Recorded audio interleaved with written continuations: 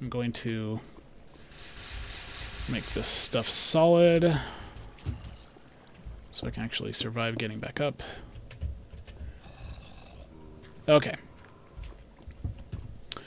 I hope there's some diamonds down here. I don't know if I'm gonna get a full thing of diamond armor for the Ender Dragon. I'm not sure if I'm gonna need it, because it really is gonna take a long time if I do it that way.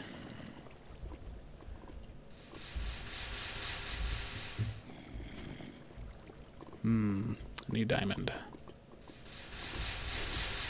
Oh, I should, yeah, don't forget I need to navigate my way back. So I always got to be placing these rocks down here. This cobblestone. Lapis.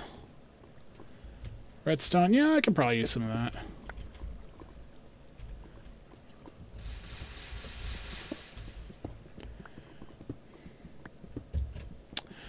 Yeah, interesting question. Should I keep my 3 diamonds so I can put that towards armor? Or should I make a pick and then just create a portal using the good old bucket of lava and then water technique?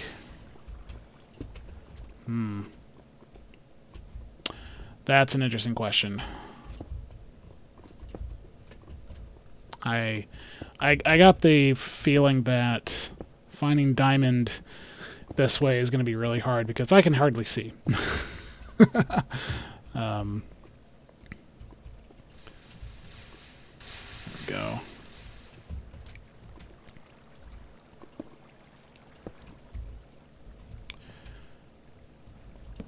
Oh.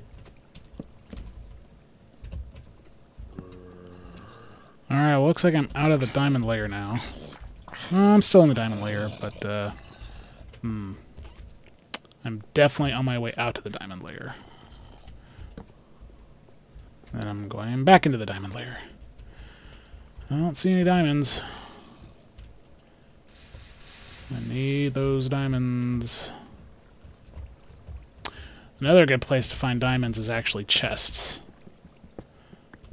So I wonder if I should find... Go back to that mine shaft again.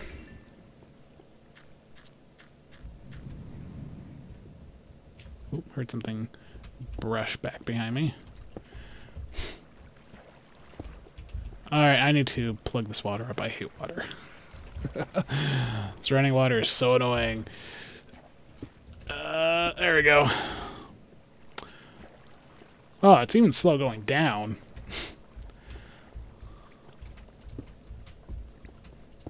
Hey, more restrooms. Not gonna complain. And this is a dead end. So, going back.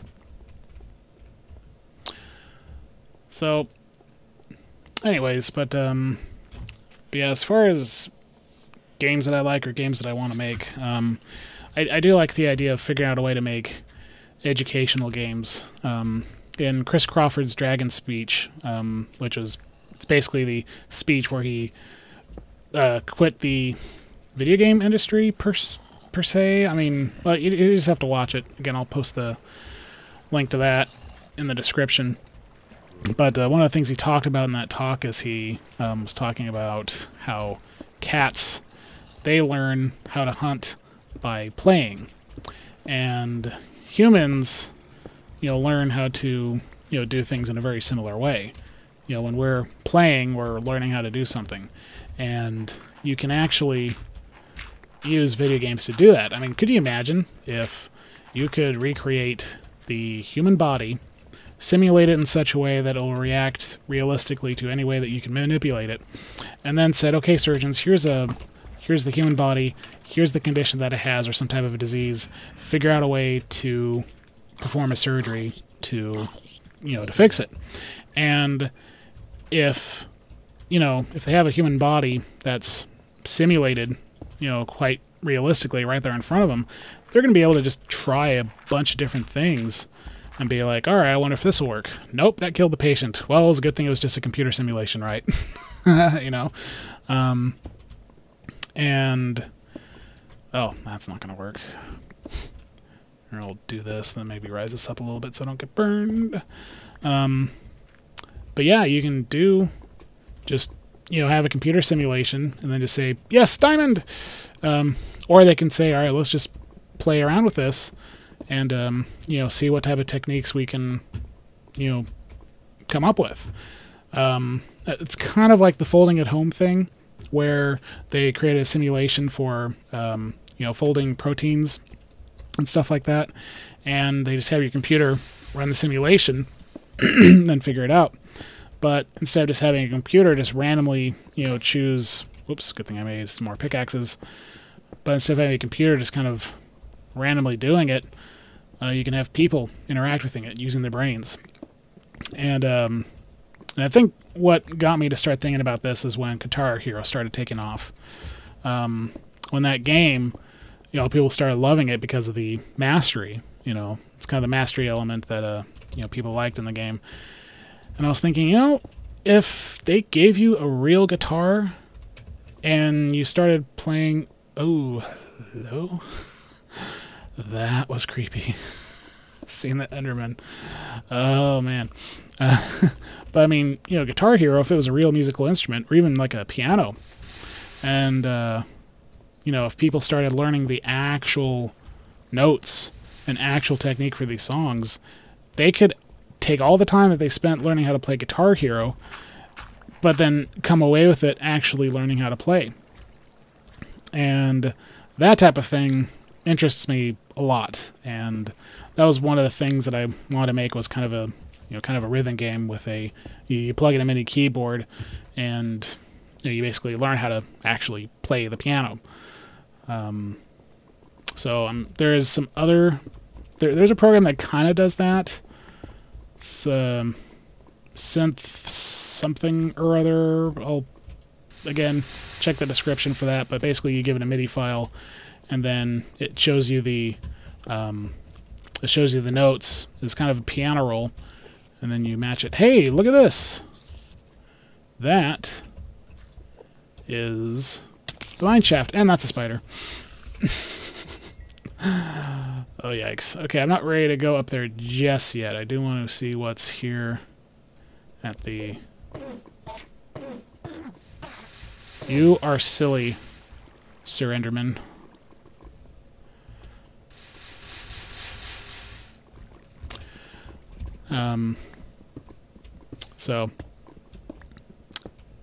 Anyway...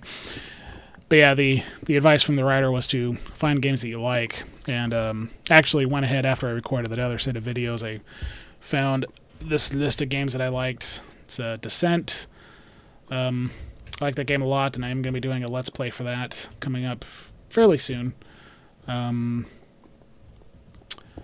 was the other one? Descent Free Space, which is probably the best space simulator I've ever played. And that's one that had the Lucifer, that giant battleship showing up, and you had to, basically spy on it and scan it, like, right in front of it.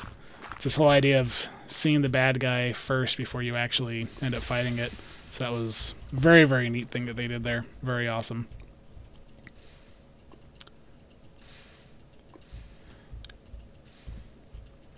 There we go.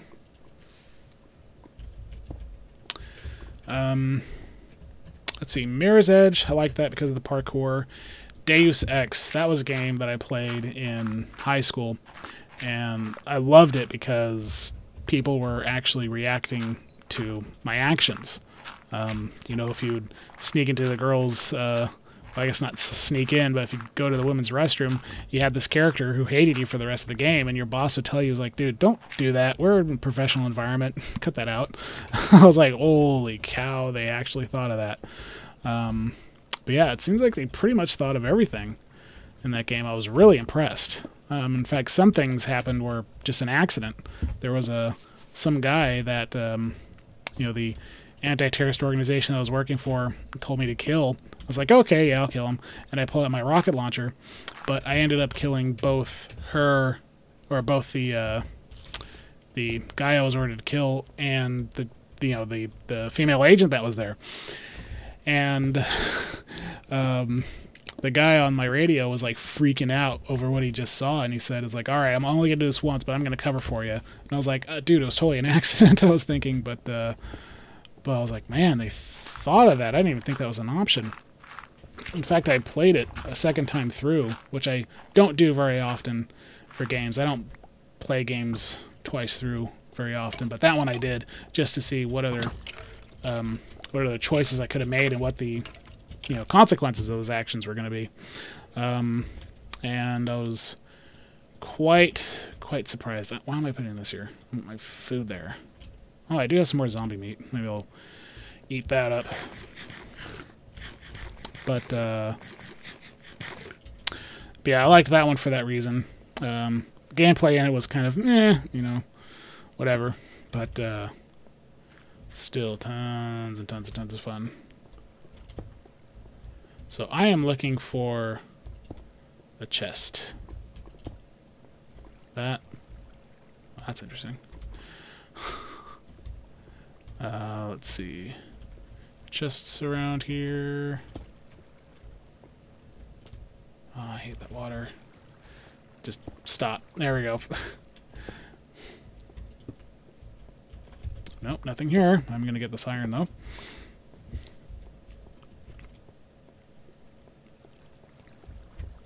But yeah, Assassin's Creed. Loved the freedom of movement and loved the contrast of you going around and sneaking and then all hell breaks loose.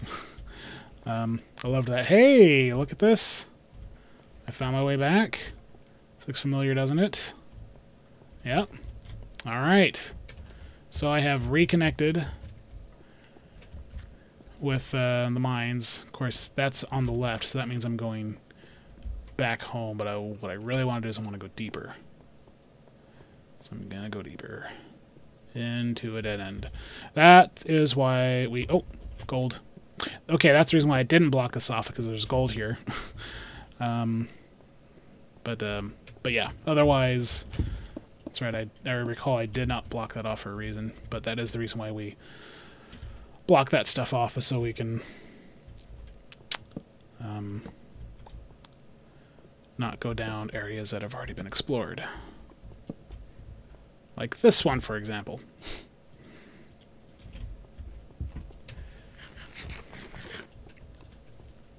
So then, of course, there's Counter-Strike, and I think the reason why I loved that is just the frailty that's in the game. That's actually one reason why I really liked Far Cry 2, is because the game really had this sense of unreliability. I mean, not like bugs and stuff like that, but just how unreliable everything in the game was. You couldn't rely on anything. You couldn't rely on your allies. You couldn't rely on your weapons, because your weapons could jam. Well, that's interesting. I started mining this and I backed away. I think this might have been where I turned around. I think. Alright, well, I'm going to block this off so I don't go down there again. Oh! Okay, well that thing finally lit up. This doesn't seem to be anything, but I might try and pull her up just to see what's up here. Doesn't seem like... Oh, no, there's something up there. Just gonna get rid of this wood really quick. Yeah, I see something up there. Come on, dig, dig. Let's connect up here. Oh. Breakaway, come on. There we go. There we go. Okay. Alright, let me block this water off. How far up does it go? Yikes. Well, you can't get me, so... There we go. Yikes. This thing goes way far up. There we go. Okay, plugging that. I don't know if this curves around or goes to the surface. This seems, yeah. Yeah, I think this, yeah, okay. Yeah, this went up to that big chamber. Okay, well, but I am just going to go down this then, because the blocks are on the right. That means I'm going further away. I'm going deeper down. Hello. What are you doing today, sir?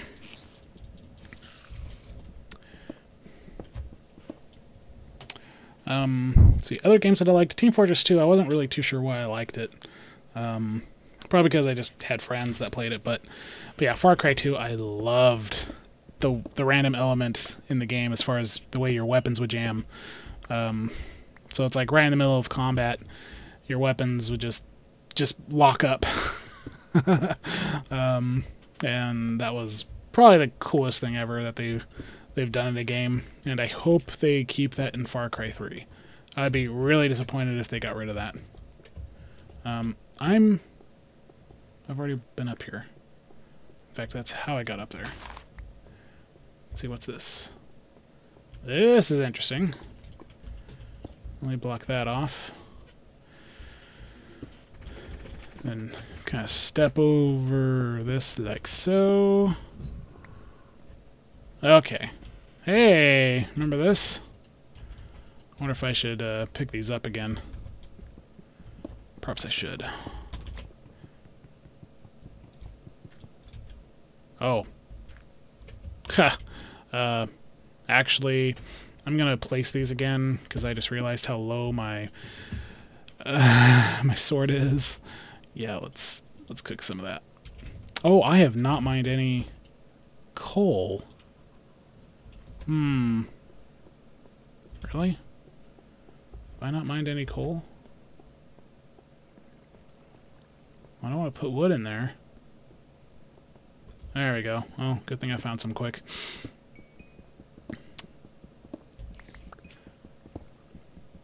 Yeah, I guess I should just keep on mining coal.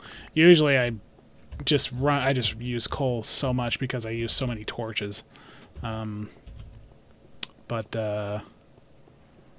Yeah. Looks like I do still need to make sure I'm always taking some of that with me. Okay, so I got 2 diamonds. So that's, we're starting to get close. Let me clear some of this wood away. I wonder if I should have made a,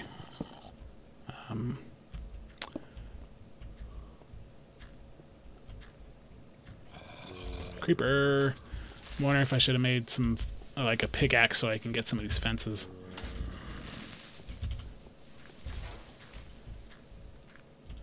Take care of this guy just because. Man, I need to get an enchanting table quick. Yeah, I need to get an enchanting table quick. Alright, let's block you off. Whoa. Yeah, I definitely don't want to get burned.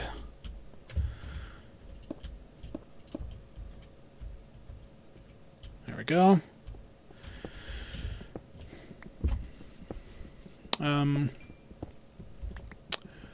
Yeah, Half-Life, I loved that game a lot. When Half-Life came out, I was playing Unreal, and I was a huge Epic fanboy. I loved, they're the people who published Jazz Jackrabbit. They also published One Must Fall, which when they made the sequel, I tried really hard at Brown Nose to see if I can get my way to start doing, get into doing music for that. I also, pretty much all their games I've been a fanboy of it until just recently when they started getting on this whole, I don't know what you want to call it, testosterone poisoning thing. They just started doing things like Gears of War, and that made them tons of money. So pretty much everything they did was kind of had that Gears of War flavor to it. Which, I wasn't really into that. But the Unreal franchise, I loved it. But Half-Life, I found I was playing that more. And I think the reason why I was playing it more is because you had allies that you could interact with and that would actually, you know, fight alongside you. And people would talk to you. But in Unreal, the only time you ever see someone who was alive was right before they died. It was like, oh, someone's flying through the air, and then wham, they hit a wall, and then they're dead. So it's like, all right, well, you know, it's just you. You felt really alone. But in Half-Life, you didn't feel alone. It had the horror element to it. It was just really paced well. The game was just paced really, really, really well. And that was something that the original Unreal was missing. Still liked it. Still played it a couple of times. I love the music. I love, you know, of course I have this thing for music. I love the music in Unreal more than the music in Half-Life. But still, I found myself playing Half-Life more. Oh, F-Zero GX, that's another game that I liked a lot. I played that so much. So yeah, it was kind of weird. I didn't really see myself as a racing game person, but no, actually I like racing games an awful lot.